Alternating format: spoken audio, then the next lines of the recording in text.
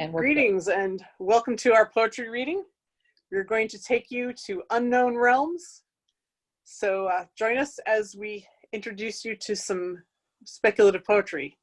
We're going to start out with Brian and move on from there.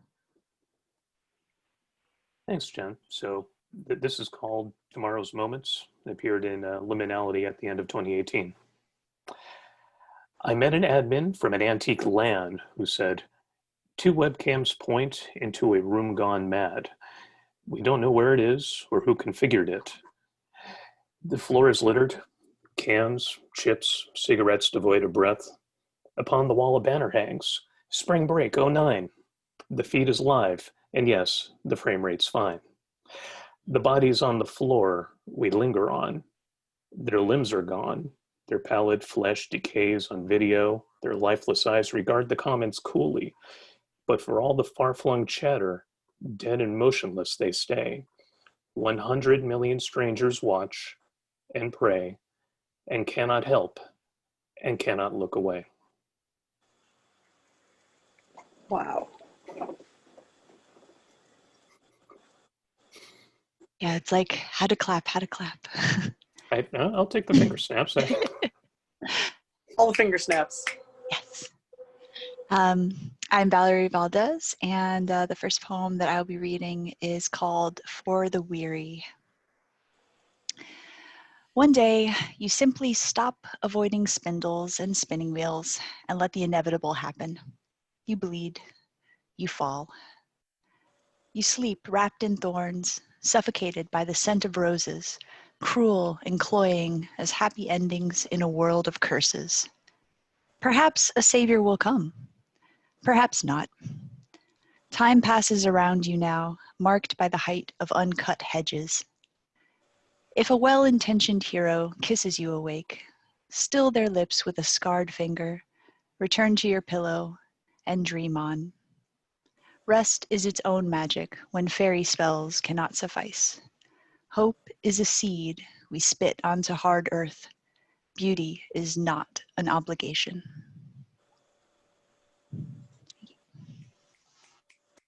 Awesome. Am I next? You are next. Oh, great.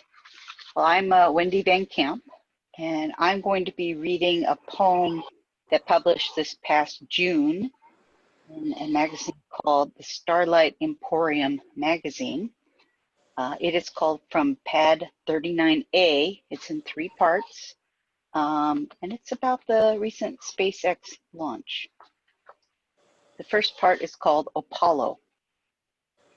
At dawn, the monolith rises with brave men to ascend the heavens. We will journey to the moon.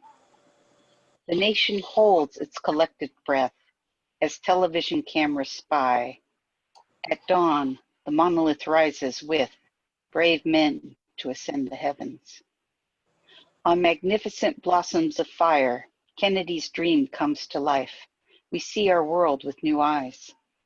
At dawn, the monolith rises with brave men to ascend the heavens. We will journey to the moon. Part 2 I call Endeavor. Over and over the flying brick transports humans into orbit, landing home after her mission. When the Challenger explodes, we grow fearful of outer space. Over and over the flying brick transports humans into orbit. Astronauts float in the space station, performing great experiments the earthbound do not comprehend. Over and over the flying brick transports humans into orbit, landing home after her mission.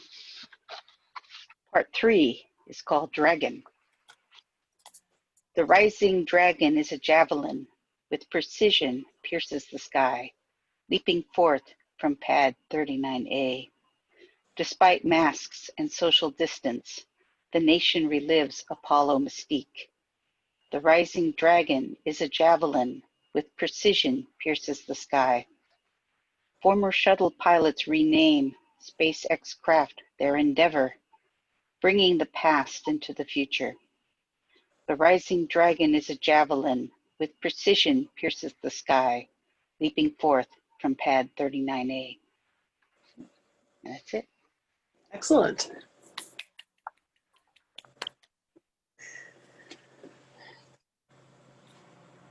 My turn? Okay. I'm Akua Lezli Hope, and this is Miss Dissetti. I chose the name because it sounded mystic, but it's actually the designation for baleen whales, and those are the whales without teeth.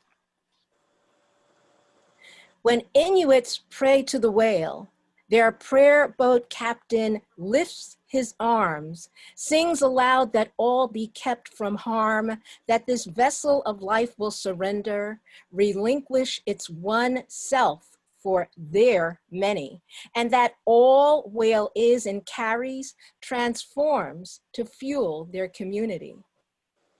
Below the blue sublittoral zone, after brine stung their eyes, burnt their skin, filled their noses and mouths, try as they might to float, spread starved limbs on indifferent waves, dreamt of reaching far home shores of palm wine, mask dance, foo-foo.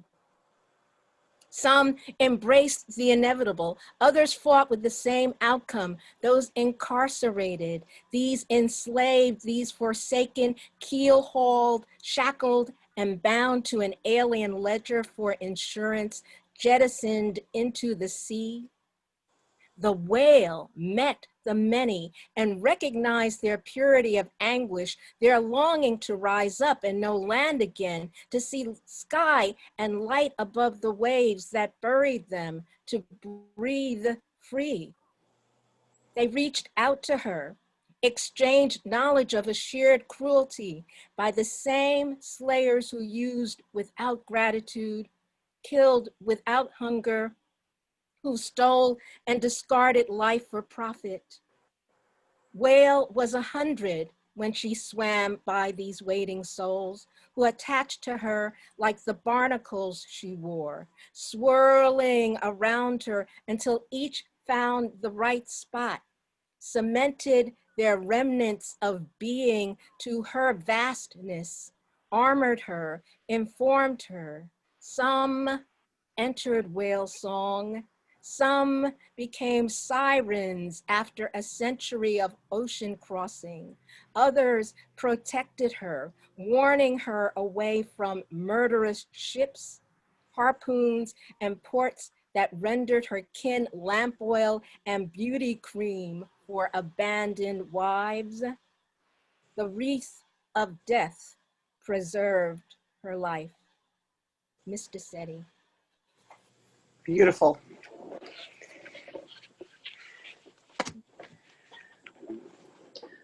I'm going to read from my first poetry collection. This is called When We Sent Our Poems into Space.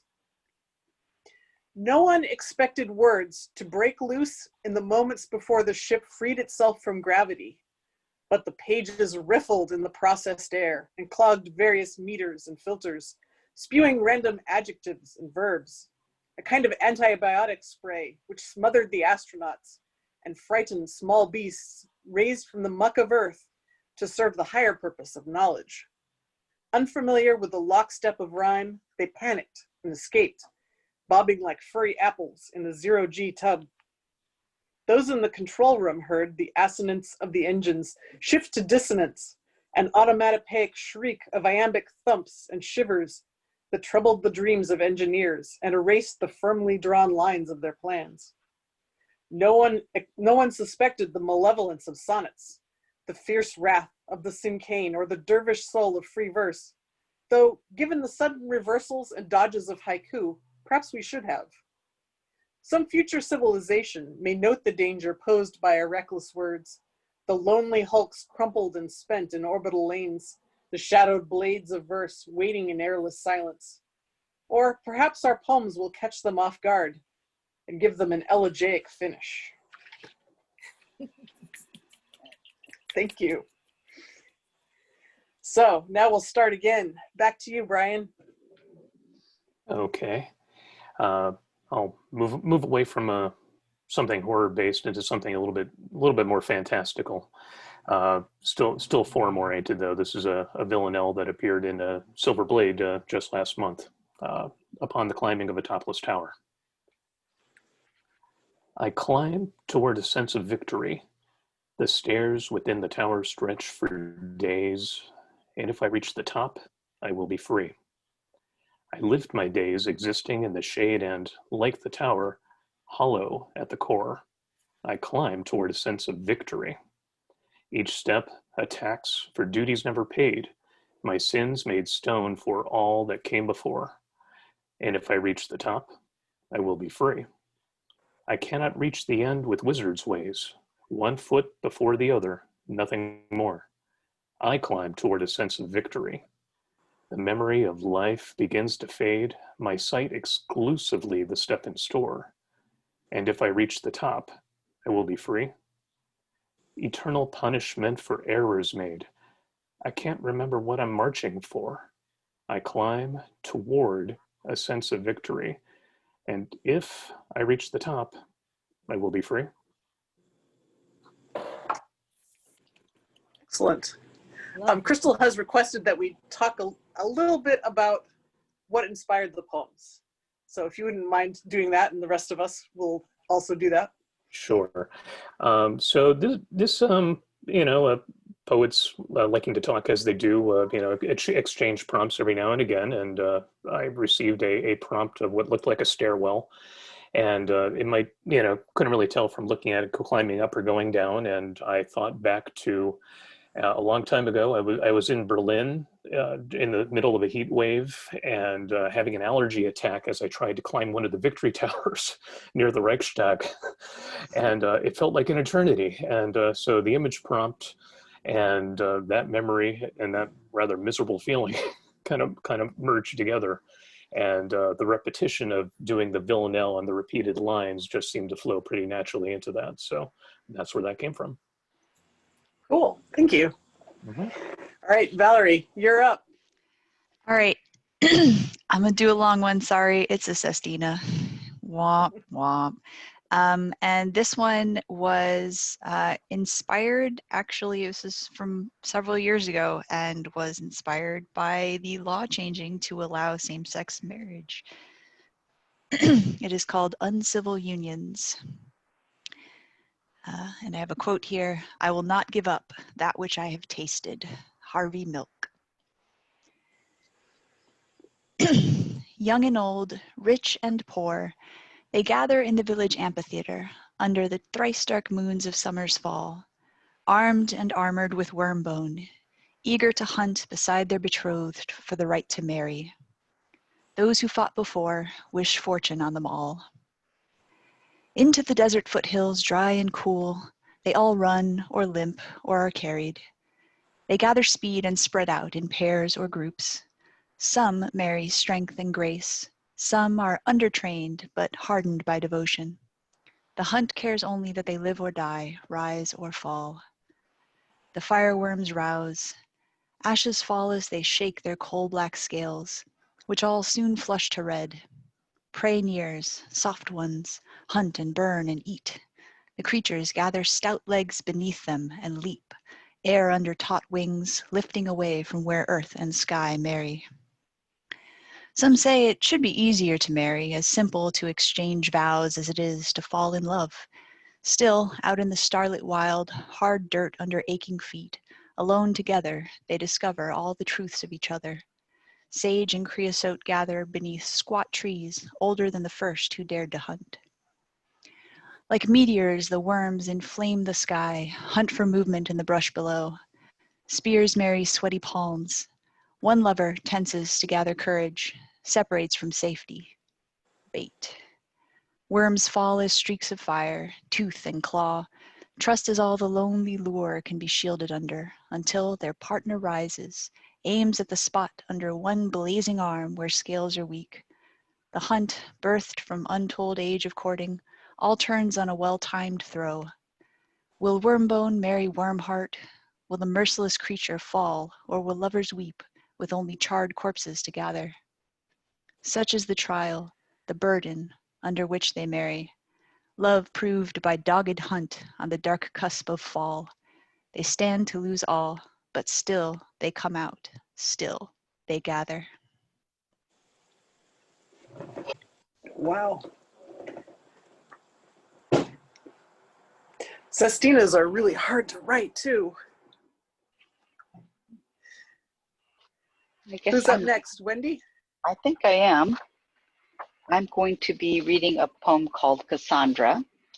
And the inspiration for this was, well, let's just say it was also a writing challenge, like Brian mentioned for his.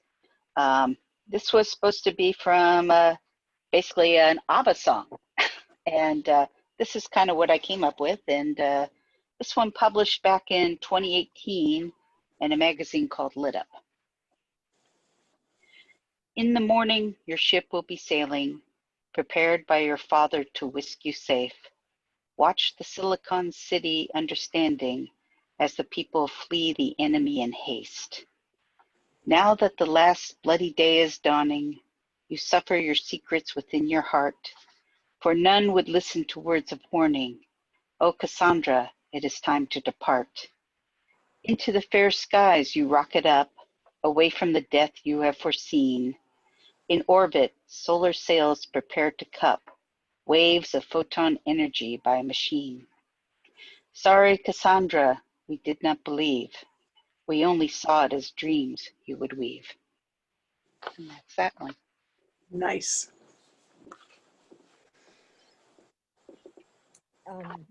Wow.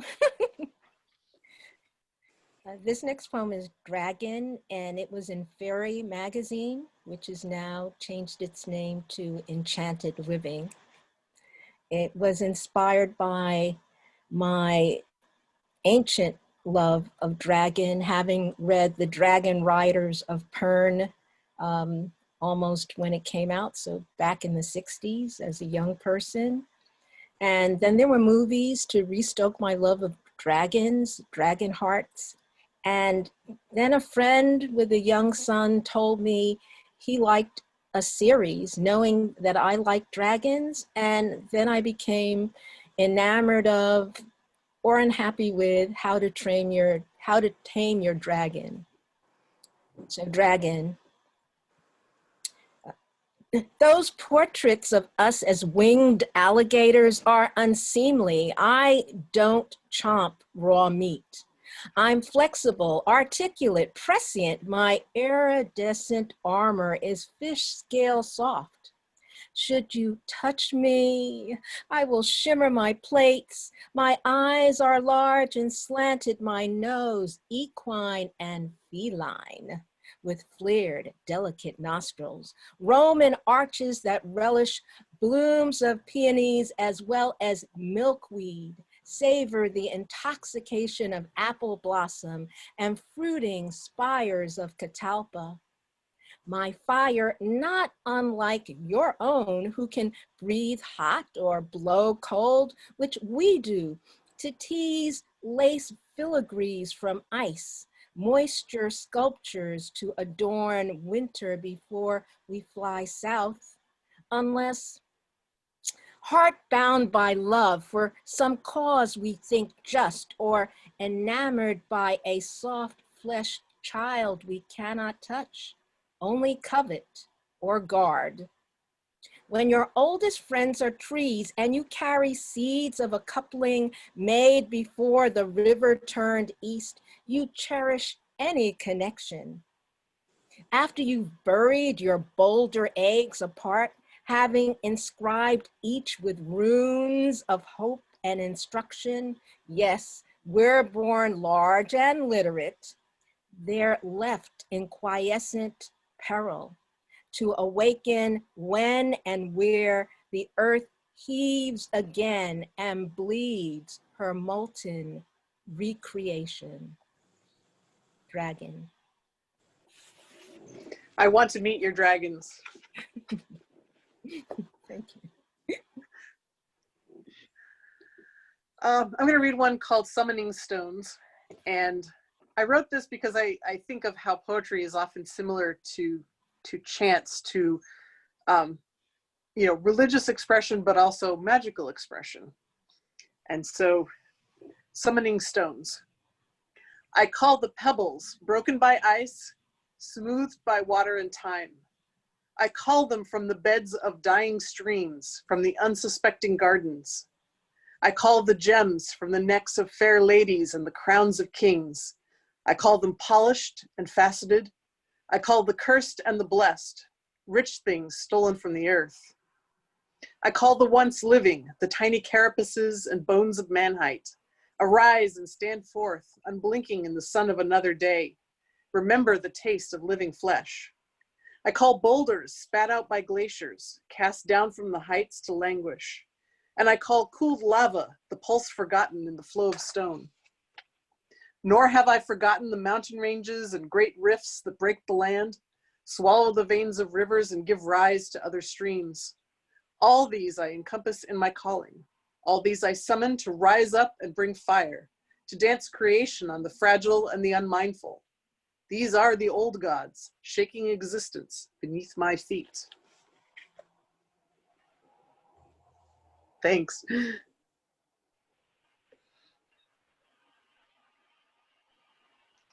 Shall we start another round, Brian?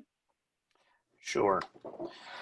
Okay, so I'll finally break out of using meter and form and switch to something a little bit more William Gibson. This is called She Belongs to the City. The faint hum of electricity overhead, a current, an ocean. It pulses through leering buildings, plastered in parchment, well-tended asphalt under their feet for when the rain sneaks into the rivulets of the city skyline. She sits on a stone wall and pets a cat. It's not hers. It belongs to the city. So does she, a native born, grudgingly, amidst its zeros and ones and the smell of fried pork from the tonkatsu place up the street. A massive blimp drifts overhead against yellow skies and drops ads like commandments. They're in every Shibuya skyscraper window, holographic and heroic in Akihabara, piped right into her mind. She breathes them in. She bobs in the ocean. She drowns again. The Leviathan drones far above and leaves zeros falling like pamphlets in its wake. She breathes out. The cat scurries off at the first droplet of data. She sits. She waits. She belongs to the city. She'll be reborn when the rains come, but she'll still have no money for tokatsu. Okay. That's a nice shift in tone there. So Valerie, you're up next. Have you got another one for us? I do. I guess we'll just keep going until we all run out, right? So this is a prose poem. It's a little more sci-fi. It's called Seeing Red, and it was inspired by a personal experience. Unfortunately, you'll probably be able to guess what kind of personal experience by the end of this. All right, Seeing Red. Everyone knew Jan was vegan, and yet, for their holiday party, Jan's boss picked a restaurant covered in dead creatures, the walls lined with blue rippled skins from extinct crimps, ceiling joists fashioned from the vast bones of a spacefaring Nick, which Jan couldn't stop staring at as Mr. Scrat droned on and on about yearly profits until he was finally interrupted by a waiter pushing a cart full of sample charcuterie, explaining how each fat marbled Hibbish steak, each hand-pulled, finely ground Puath sausage, each thinly sliced baby eek muscle was lovingly prepared in gut-wrenching detail that built to a carnal crescendo, the showstopper uncovered, a live Trappist lobster, its iridescent green claws trussed up with rubber bands that turned to steel and wrapped around Jan's heart and squeezed her into action, movement, resolve.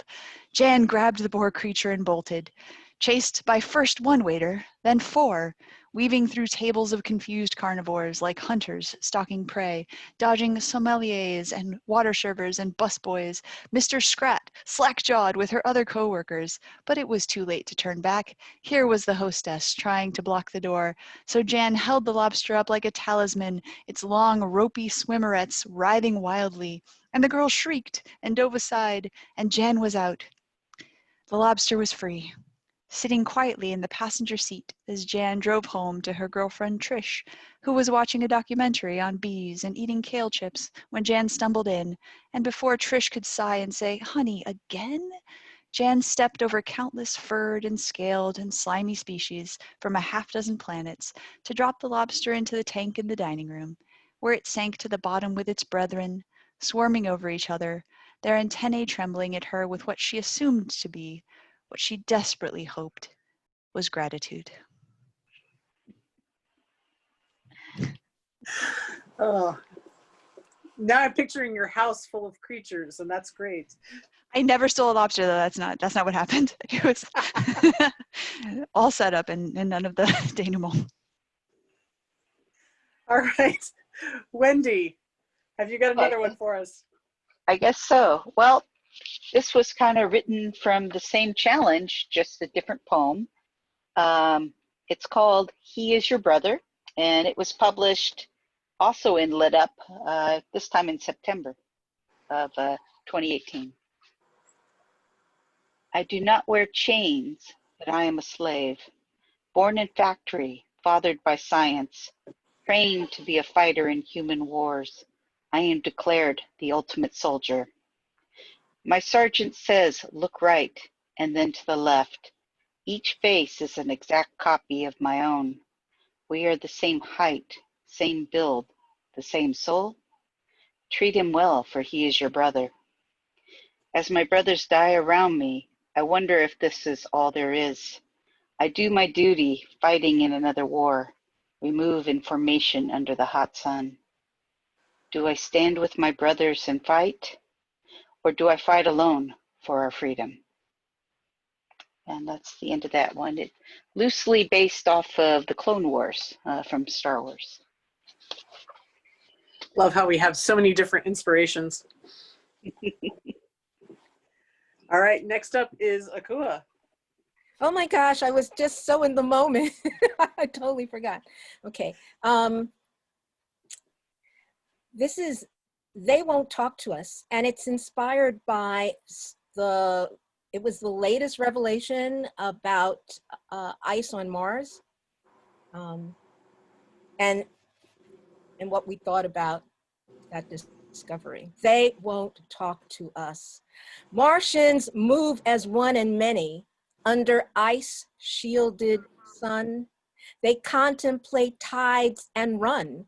Their thoughts reach beyond their sphere and cross the void, take shape in air. We dream of them evanescent as fairies and dragons, ether-shaped things as moonlit, sun-echoed, radiant shimmerings. Another something disturbing Earth's breath. Their psychic landings and smokelings coalesce. They converse with whales and dolphins, beings of joy and wisdom who hide their sentience because we vilify difference, because we are so cruel when curious. Martians will not speak to us, preferring dull, though loving, manatees.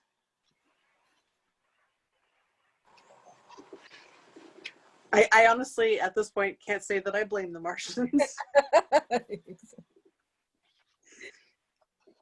The next poem I'm going to read is one that was inspired by Mike Allen, who is the editor of Mythic Delirium and the Clockwork Phoenix series, and also a poet and writer. He said that he'd never seen a good poem about a muse in the slush pile for any of his publications. And so I immediately had to sit down and try to write a good poem about a muse. And I was pretty happy with how this one turned out.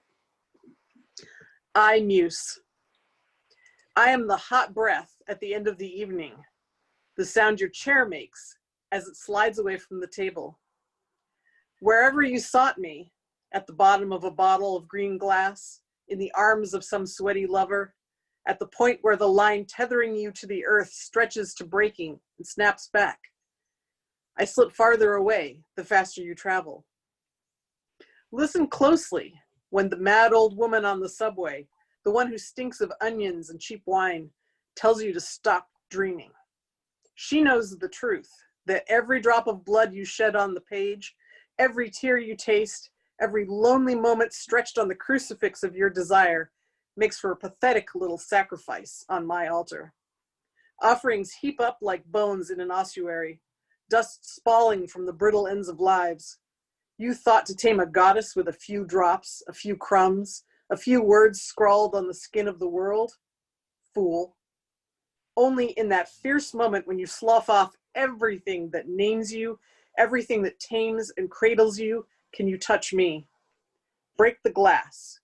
Break your heart on the shore of my desire.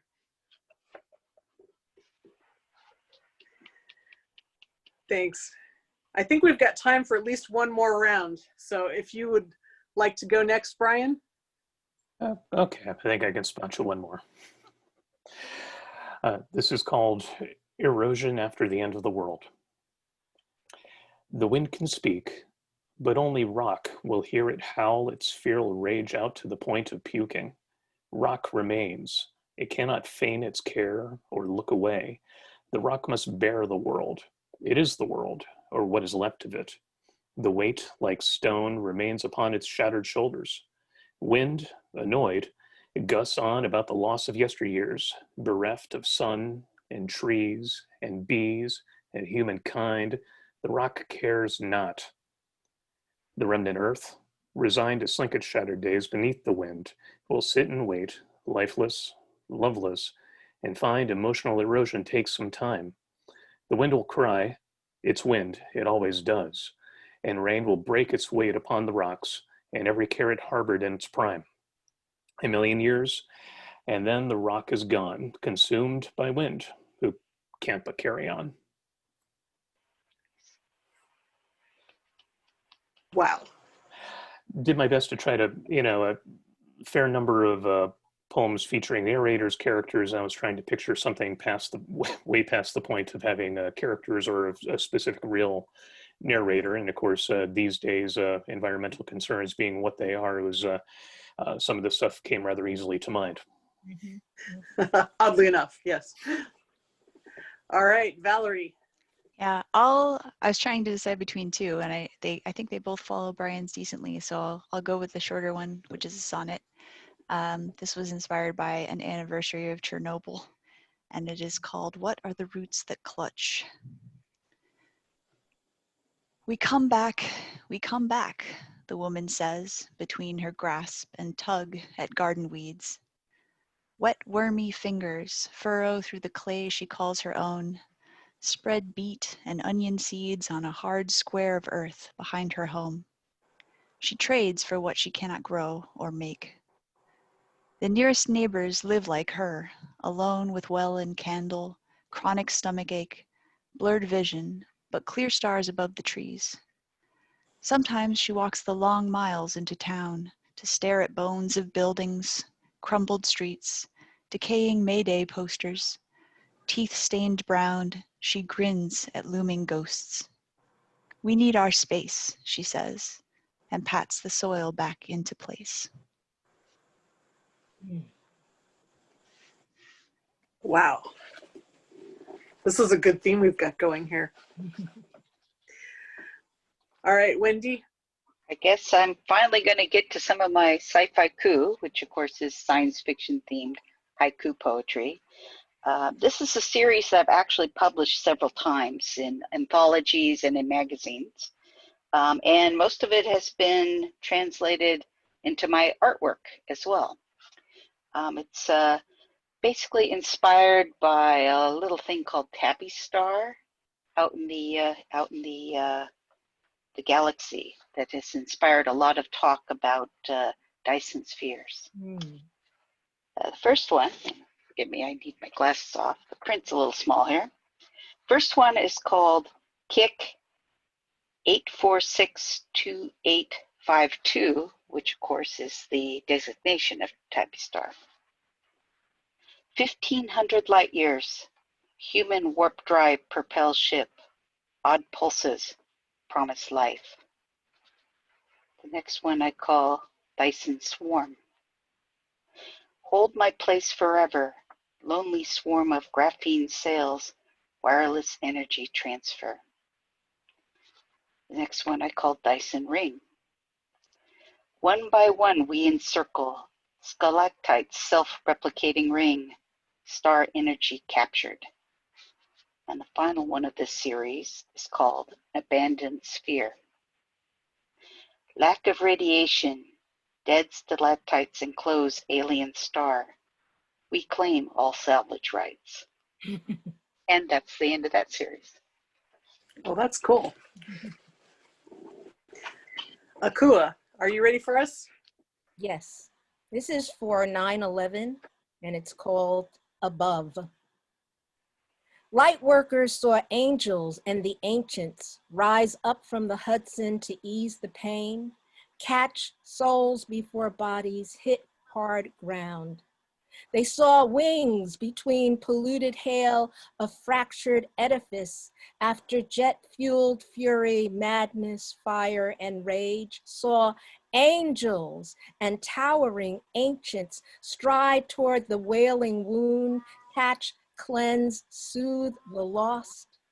Landkeeper Lenape, one with the land, rose for their home, Mannahatta, to their love and their duty. Day the sky fell, raining lives and loss from around the globe, thither and yon, here and beyond, prayers for the trauma, swift directions for the dead, shelter for the shocked, and for days above the horror, through the dense cloud of pain and sorrow, floated an immense embrace of wings. That was beautiful. Before I do my poem, we're getting near the end. We have 10 minutes left. But bear in mind, there will be the Discord chat that we can adjourn to. And for those who weren't at the panel about writing poetry earlier, there are a bunch of links in there from the panelists here and from some resources that you might find useful. So be sure and check that out. This poem is called The Last Dream of the Firebird, and it comes out of my fascination with folklore and particularly Russian folklore. So this is the last dream of the Firebird. At the bottom of the sea, a chest flung from the deck of a sailing ship, and in that chest a bolt of silk, and wrapped in silk, red as gilt, a bird, feathers dulled by blood, eyes dimmed. And within the bird, deep inside meat that carries a memory of breath, an egg, small and black as a seed, hard as basalt and smooth as the moon's reflection on a winter sea. Within, something stirs, a memory of life awakened by the scent of salt and the distant churning of tides. While storms rampage across the heavens, while tsars and princes rise and die under the sun's pitiless gaze, deep things batter at the chest until cracks web the rotting wood. An amber glint sparks in an ageless eye, a feather stirs in recollected flight, and the egg sleeps, shell-bound, stone-bound, water-bound. And when red silk, crumpled in the sand like clotted blood, drifts to uncover a body that catches all light and casts it back, when a carcass older than the sky splits wide to reveal that last dream, rebirth tightens its knot, first looped by the gods, the winged secret fluttering at the beginning and end of the story. So we can try to go around as far as we can. Brian, if you have something to share, feel free, and we'll just keep going as long as Crystal left. Yeah, let's see if I can find one more here.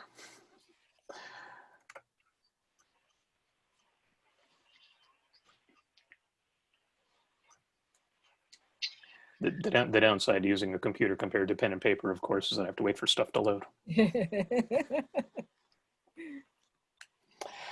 Okay.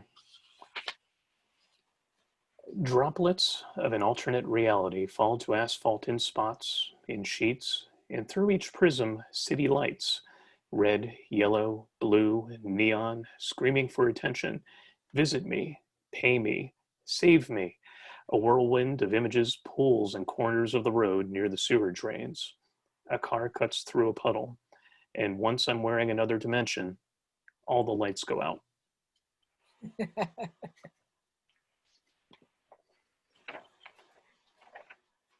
All right, I'm gonna steal from Wendy here and do some haiku.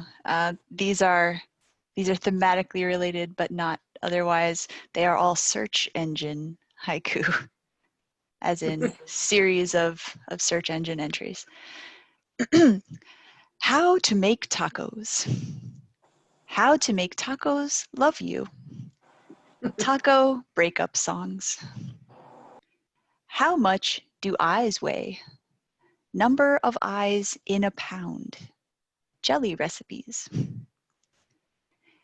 Is my house haunted? How to find out what ghost wants. Ghost date ideas. How to spot a clone. How to know you're not a clone. Matching overalls. How to time travel. How much is a Ming vase worth? Making things look old. And the last one, human social skills. How to make humans like me. Reality shows. Those were great. Thank you. All right, Wendy, do you have something to share with us? Well, I can do a couple more of my sci-fi coup. These will be from my book, which I happen to have here, The Planets, a sci-fi coup poetry collection. I'm just going to read a couple of the poems that I had selected to illustrate, and we'll just get through a few of these. First one I call Mercury. I circle the sun in spin orbit resonance, lonely messenger. Next one I call Dysphoria. Life springs from the earth. Humans are as seeds on the wind, colonizing worlds. Oceanus. We call our home Earth, part of our short-sighted hubris on a world of water. Canals. Mistaken translation. Italian Canelli creates hope of Martian life. Jupiter's rings. One bright main ring, the halo forms an inner torus, on edge glimmers gossamer dust. I have one about the moon of Titan. Your deep canyons hold rivers of hydrocarbons. Will we plant our flag? This one is called Uranus Breath. In monotonous teal, methane hides soul of giant. Wild winds storm beneath. And the last one of this group is planet Pluto. In the Kuiper belt, dwarves mingle with comets. Size doesn't matter. And that'll do it. Great, thank you. All right, Akua, I think we've got time for one more poem from you. These are short. Gondoliers ply craft, mist ships floating fore and aft, lullabies drifting. Gondoliers strum strings, terraformed waterways sing, lifting mist ships' wings. Gondoliers train hard, learn songs of alien bards, making water sing. Thank you. That was beautiful. Thank you all so much. This was a lot of fun. Crystal says that I need to remind everybody I'm doing a poetry workshop tomorrow. It sounds like there's still room. So if you'd like to join me, please feel free. But aside from that, thank you all to our amazing panelists. We have heard a wide variety of excellent poetry this afternoon, and I hope that gives you an idea of how amazing of a realm speculative poetry is. Thank you. Thank you for having us, RoberCon. Thank you, Yeah, Jennifer, thank you for very being much. a wonderful moderator. Thank Yes. you, colleagues, for reading. Thank you. Such a pleasure. Yes, and we're in the Discord after Yes. this. Yes, yes, yes, we are. Goodbye.